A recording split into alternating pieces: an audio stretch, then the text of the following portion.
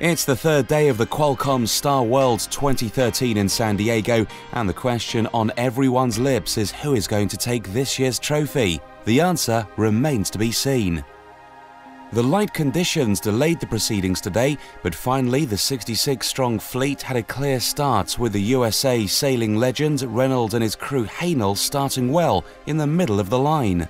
But their choice of side was questionable as they struggled to reach the right side quick enough, where the wind pressure was strongest, benefiting the teams that had opted for that side to begin with. In the end, it was a different US team that capitalized on the wind pressure, with USA's Donald and Elterman taking the lead and rounding the windward mark first.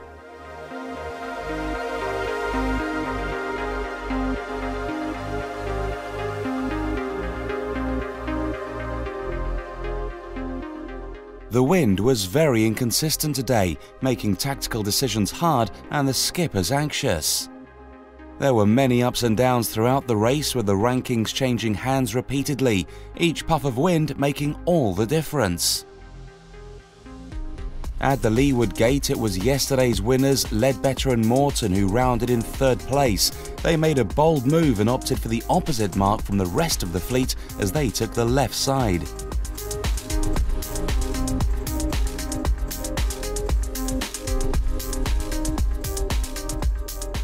McCausland and Rohart kept to the right side of the course, aiming for the statistical advantage of the last 2 days that proved the right to be paying.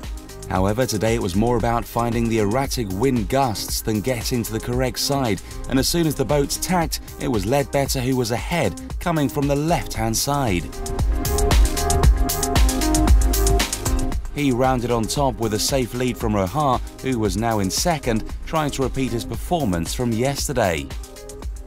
To score 2 bullets at the Star Worlds Championship would be an exceptional achievement, and one that all skippers would be aiming for.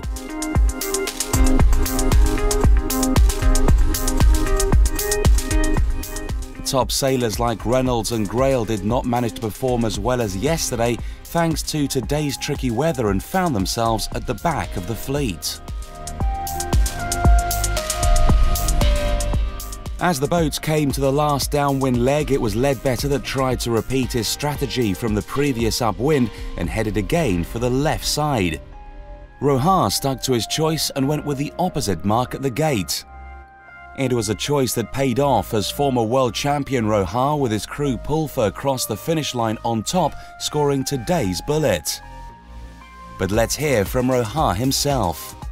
Yeah, it was a very exciting race on the third day of the World Championship here in the Star class.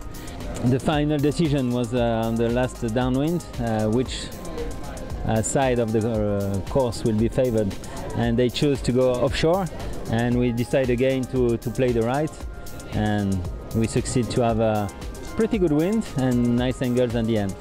With the championship halfway through, it's now Ledbetter at the top of the overall rankings. Many teams are close in points, and without a discard yet, it remains to be seen who's going to take the top spot on the last day. The top teams are fully focused on winning this championship and claiming the prestigious cup.